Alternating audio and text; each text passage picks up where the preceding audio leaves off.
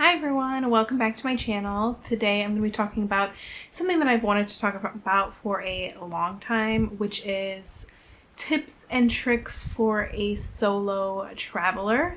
So if you've been following my channel for a while, you know that I went to Barcelona, Spain last year completely solo, and that is the truth. I didn't meet up with anybody, and I got on the plane and went by myself, and this was my second time really by myself in Europe. The first time I did go to London in 2016 by myself, although I did know somebody that lived there, so I stayed with them and hung out with them. So I would say maybe this is my first true solo trip. I know when I first started looking about traveling solo and started researching Spain, which I have never been before, it was a lot. So I wanted to make a video kind of just going over what I learned and what might be helpful, because I really hope that this will come up on somebody's feed if they're looking to plan a similar trip or just really anywhere in Europe. So the most important thing that I did was I researched. That's the number one thing that you can do. And you might be asking, how did you research? I went to YouTube for one, and I did everything by following Barcelona local accounts. I did walking tours on YouTube of the city, and I followed people, asked questions, commented on their videos from locals, and I also looked up articles, like TripAdvisor articles and things like that. I looked up Reddit articles for the bad areas of the place where I was staying, where would be a good location to stay, where's maybe parts to avoid, because every city has their bad parts, and you can't deny that. So I researched safe areas. I researched what to buy. For example, in Europe, you need certain plugs, otherwise you can't charge your devices, your American devices. So I researched what plugs to buy. I researched the best time to go. Now for me, the best time to go was when the weather was good and there were less tourists. So for me, that ended up being September, as the peak season, the peak tourist season actually ends in the end of August. So I thought that would be a good time to go. I also looked up when the least rain is.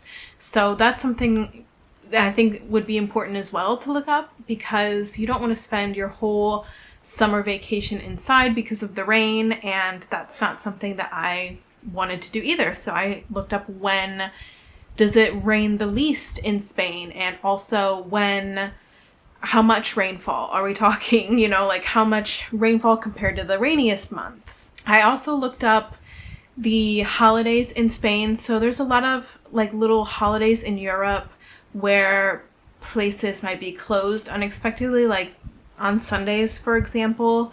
And I looked up that as well. I looked up what kind of festivals were going on around during when I was going, because one, I wanted to go, and two, I wanted to know how crowded it would be. I researched everything from the time it took to get from the airport to the hotel, when check-in was, could I do early check-in? That's another thing. So this sounds crazy. This is part of the extensive research that you have to do, okay? I watched a video. There's a video out there on YouTube on how to get from the airport to downtown Barcelona. Okay, so there's two terminals in the Barcelona airport. I was at the terminal that I actually shouldn't have been in. I was kind of landing in the wrong terminal. So I watched a video on how to get from terminal, I think it was B, maybe terminal B to terminal A, and then terminal A to downtown. So I had to, when I got off, I had to walk about a mile to get on the shuttle bus that takes you from terminal A to terminal B with all my luggage. I got on there. I got off on terminal A. I walked another 20 minutes through the airport all the way to the metro station, and I'm not remembering what it's called off the top of my head, but I then had to wait because it was broken. It was broke down, so I had to wait until it started raining again.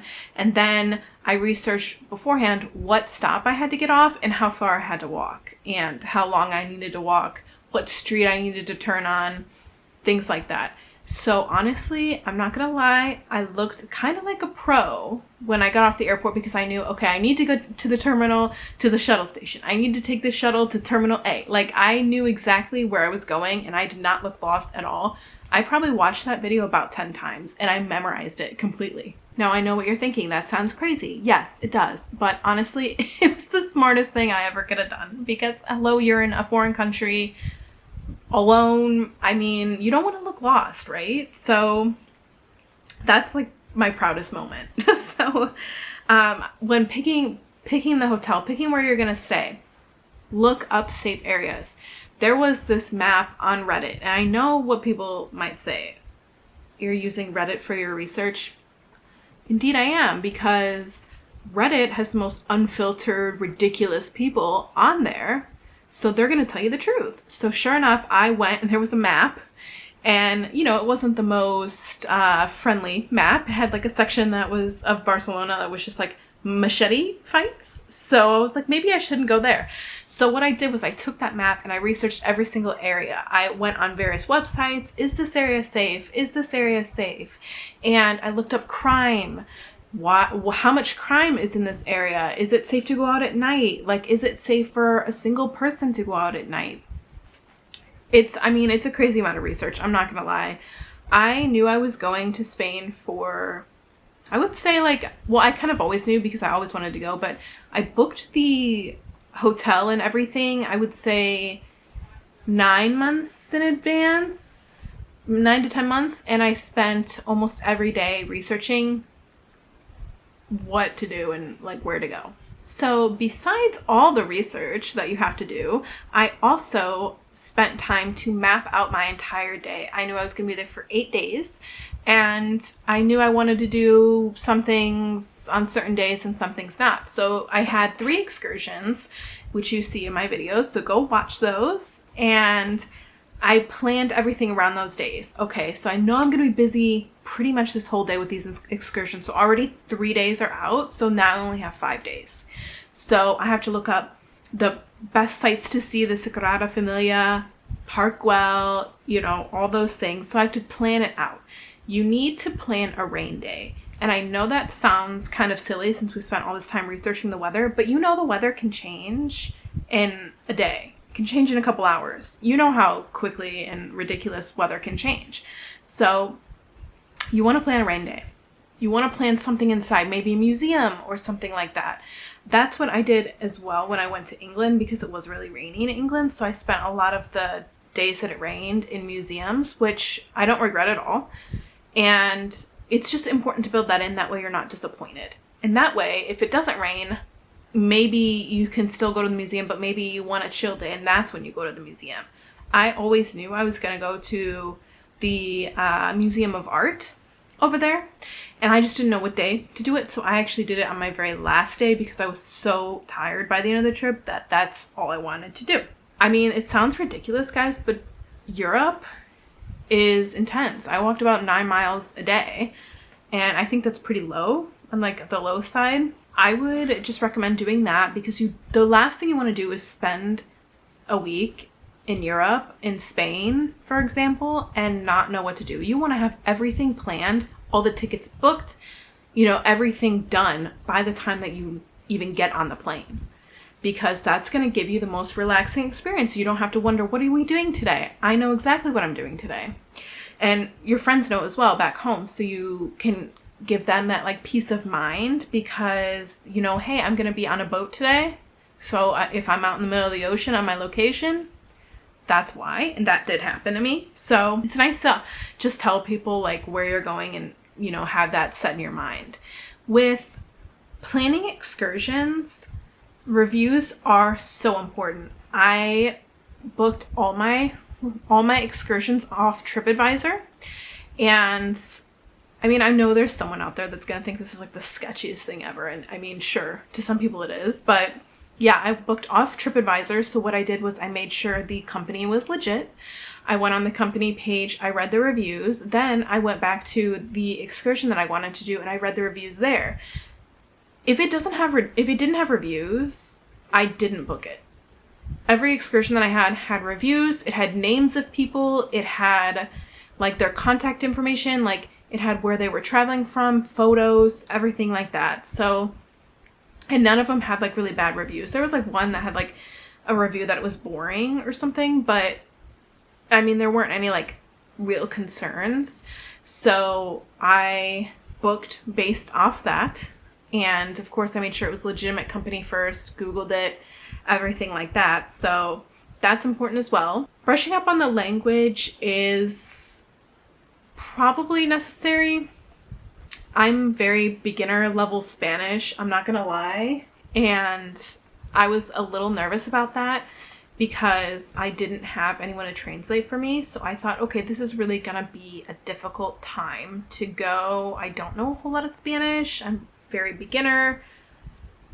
And I had no trouble at all. Barcelona is very touristy, so everyone that I spoke to spoke English and spoke it well. I would go into restaurants and they would speak to me in Spanish and I'd say, okay, table for one, please. I knew that. And so I would sit down and I'd tell them like an English menu.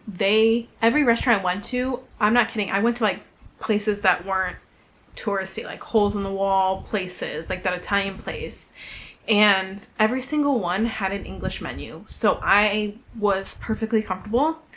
I didn't have to struggle to know what was in things because there was an English menu and everyone was super friendly. I really enjoyed my experience. I never had a bad time there, guys. I know my friend asked me this question specifically, how to ask for the bathroom, like where the bathroom is in every language. And to be honest, I don't know that answer, but this is important.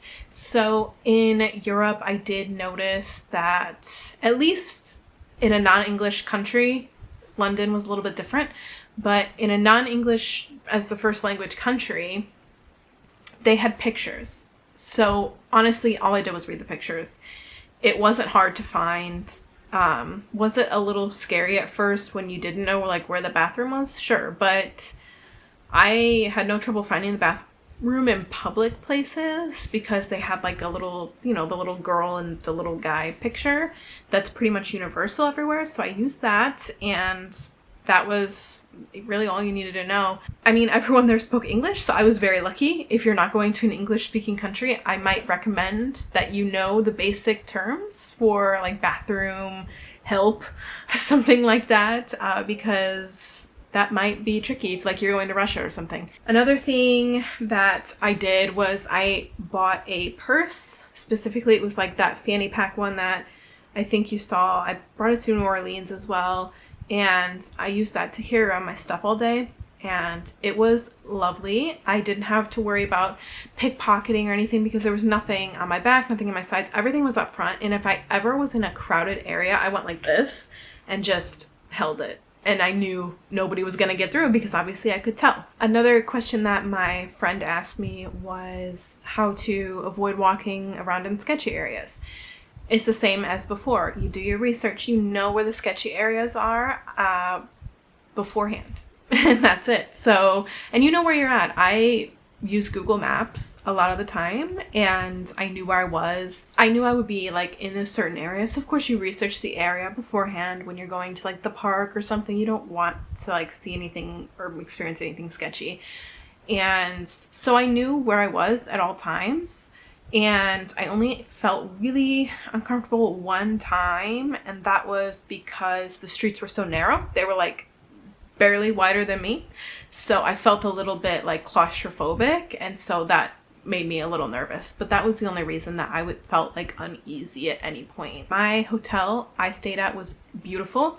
It had a rooftop pool, as you saw. It was in a really safe area as well. It was by Passage de Gracia. I'll probably insert a picture here, but it was really a safe area. There were restaurants everywhere. I wasn't right downtown by like the Gothic quarter and everything, but I honestly didn't feel I needed to be. Another thing you want to research is the food. What kind of cuisine do they eat and when? I noticed that in Spain, at least, they eat dinner really late, about 7-8 o'clock at night, and so I would actually be eating what they would consider like lunch because that's when my body was telling me it was time to eat. So a lot of places close between lunch and dinner, and you had to kind of plan that out as well so you weren't starving. But that's another thing that is helpful to know, is sometimes they're on different schedules than your stomach is. I also did buy a Barcelona book, like a guide to Barcelona, and it was an updated version from 2023 or no, 2022, because I went in 2023. So I felt pretty confident utilizing that. So I read that book, looked up, you know, the places they recommended to stay, more information about like the areas there. It's all out there. And I think people that are traveling solo need to utilize like YouTube a lot more. If you haven't already, YouTube honestly helped me so much. I mean, where else can you get like a complete walkthrough? There's just somebody that was just walking through the Gothic Quarter, and that was helpful to me because I could see what it looked like. I could see what it looked like in the daytime, what kind of people were there. Is that somewhere I felt safe going? Did it look sketchy? Was there a lot of graffiti? Things like that. So it was very, very helpful, and I think that the vlogs are helpful as well. So if you haven't seen my vlogs, check them out. I put a lot of time and effort into them, filming all day long, and they're a great project of mine to look back on because I think I did a really good job. So I hope you enjoy them if you watch them. But yeah, I just wanted to get on here and give a couple tips and tricks. I do know that I did feel confident and safer in Europe than I do most times in America. So that being said, you should have no problem. So you just have to keep your wits about you. Another thing, don't travel out at night. If you're a single girl, I wouldn't recommend going clubbing because Barcelona has a huge club scene and I really wanted to do it and just go once, but it's better not to if you're by yourself. If I had someone, I would feel a lot safer. But I was always back in my hotel about 7, 8 o'clock at night, and they had a nice rooftop bar, so I'd always go up there and get drunk off wine. So the hotel staff knew me because I was there every single night, and it was nice because I would just journal. They had like music one night, and that was really fun. So it was nice because I was safe back at my hotel, and I would just go downstairs to my room and I didn't have to worry about going out on the street. I hope you guys enjoyed this video. I hope it was somewhat helpful. Hopefully it wasn't just a total waste of time and a rant, because I could talk about going to Spain all day long. So it was nice to finally get this video done and out, and I hope it helps somebody, because even when I'm traveling to places like New Orleans, I was traveling to, no one had ever been there, and I did the same thing. I watched YouTube all day long of New Orleans because I wanted to see what it was like. So I say that's really my #1 tip, is watch YouTube videos. I hope you guys enjoyed this video, and I will catch you in the next one. Bye!